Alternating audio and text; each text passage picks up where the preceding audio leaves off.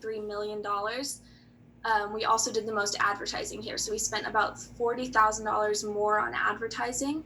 So we found that there's a direct correlation between the amount of advertising and the sales revenue. In the Americas market, we had our highest profit of $3.2 million.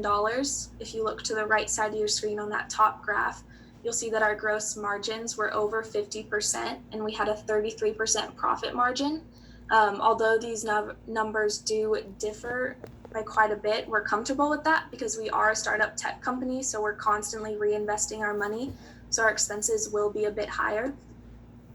In the Asia Pacific market, we had the sales revenue, our lowest sales revenue of $7.9 million, but we also had the least amount of advertising here. We spent about $607,000 on advertising.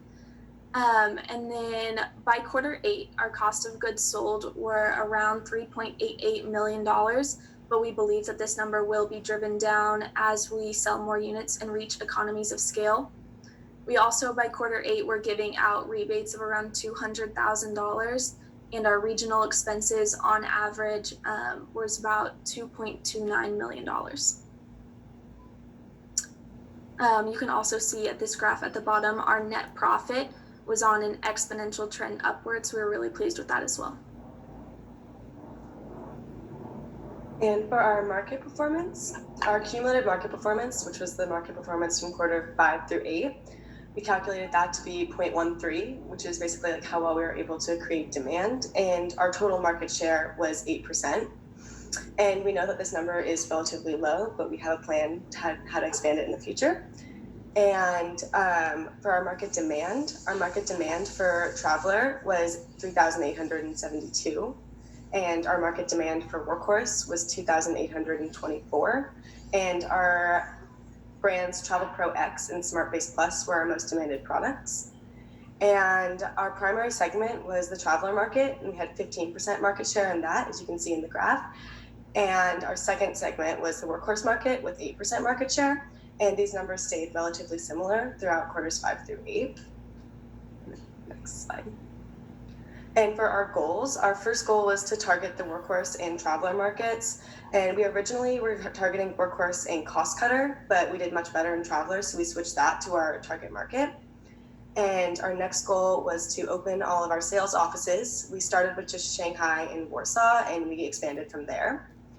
And then our next goal was to create affordable products for all people. So we wanted to have a wide range of products so everybody, like no matter how much you can pay, can have our products. So we created a bunch of products with different features that like one was cheaper and one was more expensive, so everybody could have one.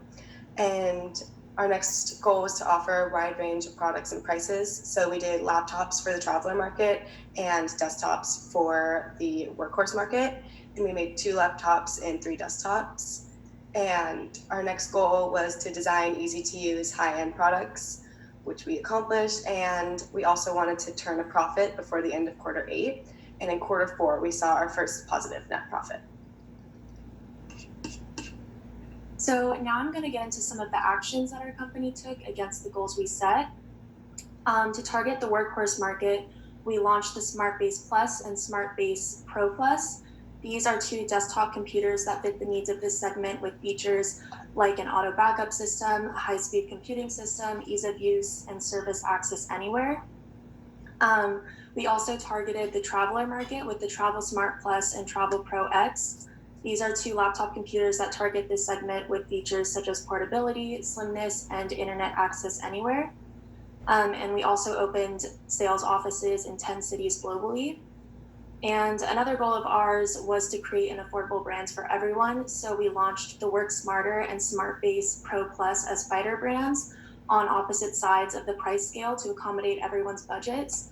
The Work Smarter retails for $1,899 with a $50 rebate, and the SmartBase Pro Plus retails for $3,799 with a $300 rebate. Unfortunately, it didn't go quite as planned, as we ended up losing money on each sale of the Work Smarter due to the low price, and the SmartBase Pro Plus had extremely low demand due to the high price. But overall, based on the actions we took against the goals we set, It's very clear that our company is goal-oriented and we work hard to accomplish all of them through our actions. So we believe that we can reach any goal we set moving forward. And now I'm going to highlight some significant events over the 8 quarters. So in Q3, we became present in all world regions, which was very exciting. Our revenues in Q3 were $162,000, and we jumped to $1.8 million in Q4, bringing us out of a negative profit. So our sales increased tremendously due to factors such as effective advertising, which we'll get into more later. We also launched our fighter brands in Q6, which were the Work Smarter, our cheapest and most basic product, and the Smart Base Pro Plus, our highest end, most expensive product. And in Q7, one of our competitors, QB LVN, moved to 3rd place, and we, as the market challenger, moved to 2nd place, which was a huge accomplishment for our company. So for our market evaluation in regards to customers, the highest demand for a product in our workhorse area was the Smart Base Plus with 2,077, and then highest demand for a product in our traveler segment was the Travel Pro X with 2,922. And overall, our performance was good, but it definitely could have been better. There was some low demand from our customers, with a demand of only 3,872 for our traveler market and a demand of 2,824 for the workhorse market. And we also came in 4th place for market share in the traveler with 14.9%, while competitors QB LVN, Caliber, and Kiwi were above us with shares in the traveler of 16.5, 16.7, and 26.3 respectively. And Kiwi definitely blew us out of the water with their market share.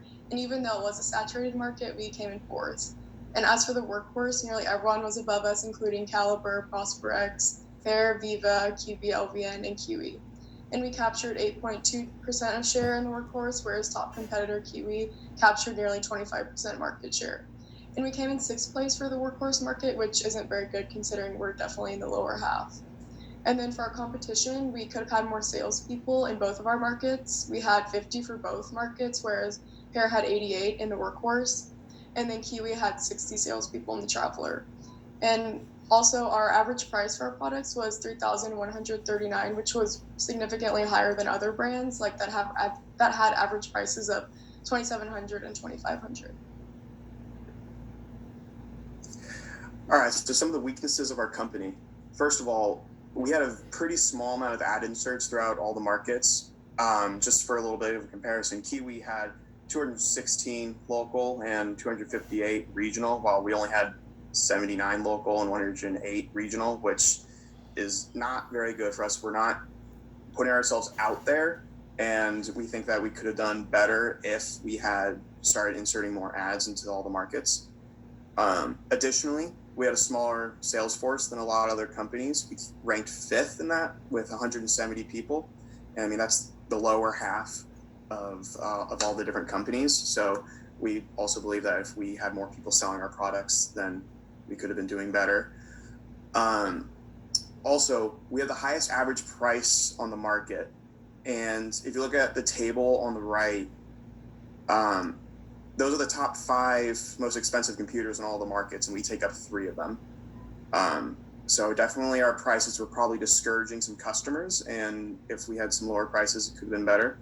And all these facts kind of accumulate together into saying that we had a lower than average market performance. For example, the pie chart on the left, that's like all the markets like together, just like in general. We have 8% of that.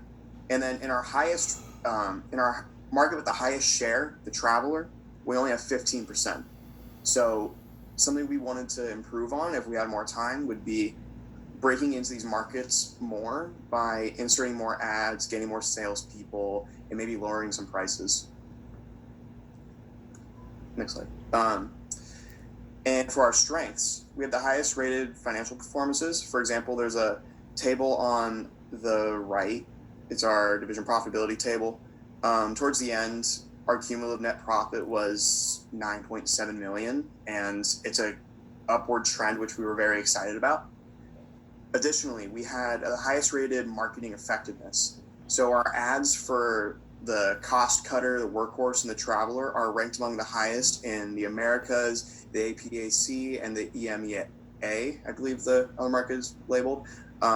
So we know how to make these ads and we know how to effectively make them, but we needed to make more. And if we made more, we do believe that that would have helped us sell a lot more. Additionally, we have above average investments in the firm's future. Like our ROI is constantly going up. And as I believe Maya said it earlier, we had an ROI ending at like around 230. Also, we have an above average creation of wealth, as shown with our net profit just shooting up right towards the end. And there's only signs of it getting better. So our market segments were obviously the travel and the workhorse, and we targeted the traveler as our primary market segment to appeal to people who are like really on the go. And this person is probably someone in their late 20s or 30s, could be a pharmaceutical sales rep and needs a slim laptop that can easily fly wherever. So we created the products, the Travel Smart Plus and the Travel Pro X. And the traveler consists of people who want a product that's portable, fast, can connect to the office from remote locations, and is still very functional. And then as for the workhorse, we targeted the workhorse as our second segment and aimed to please the working class kind of business-minded individuals by creating the Smart Base Plus, the Smart Base Pro Plus, and the Work Smarter. And in the workhorse market, these customers had very specific needs. They needed a product that was easy to use, served as a multi-purpose workstation, was very secure, and had access to service anywhere. And both these market segments are mid-sized, but they're very competitive. And the margins are smaller than a normal niche market like the Mercedes market.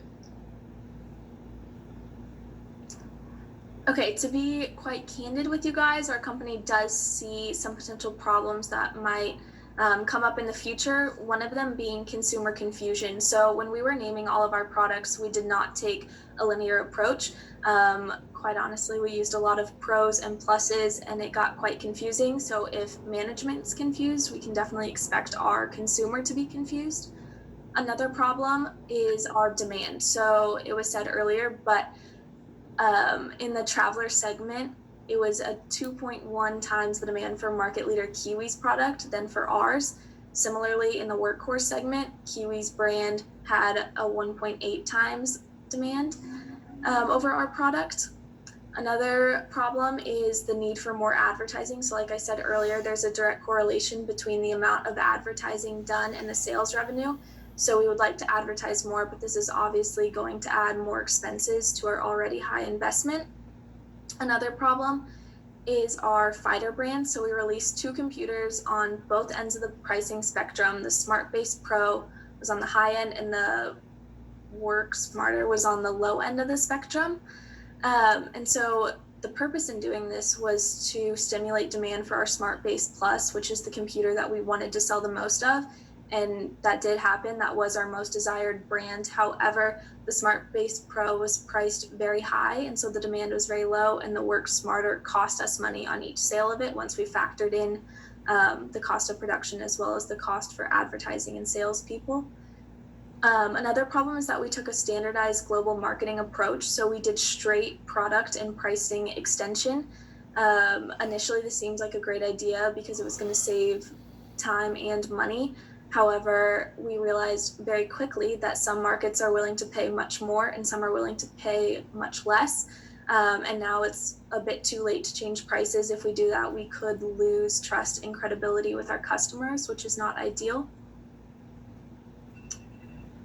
Although we face a lot of problems, we think that our company has more opportunities in the future. We were the highest rated brand and had the highest rated ad in the traveler segment, so we were super happy with that. Also, in Q9, we'll have 2 new sales offices opening in Mexico City and Mumbai.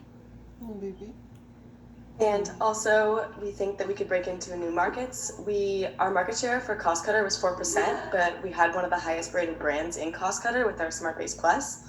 So we think that we could easily break into that market as well. And we also wanted to expand our market share in our target markets.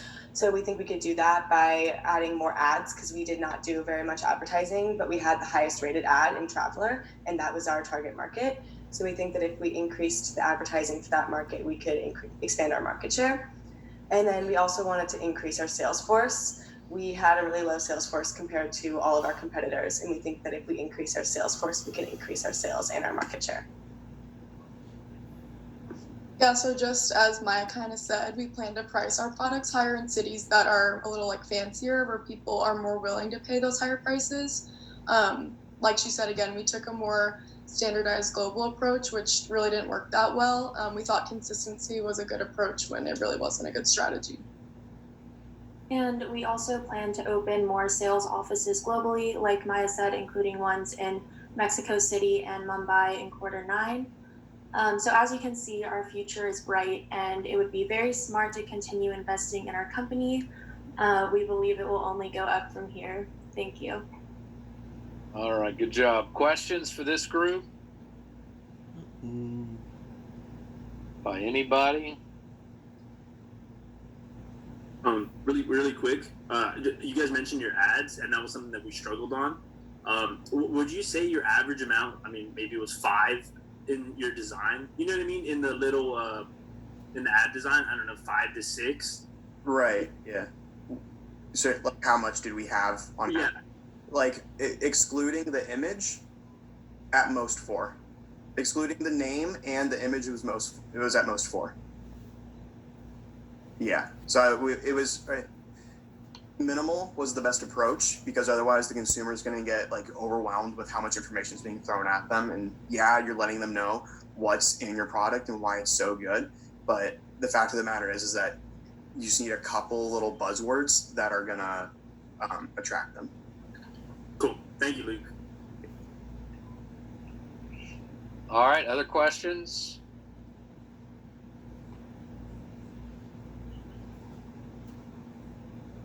All right.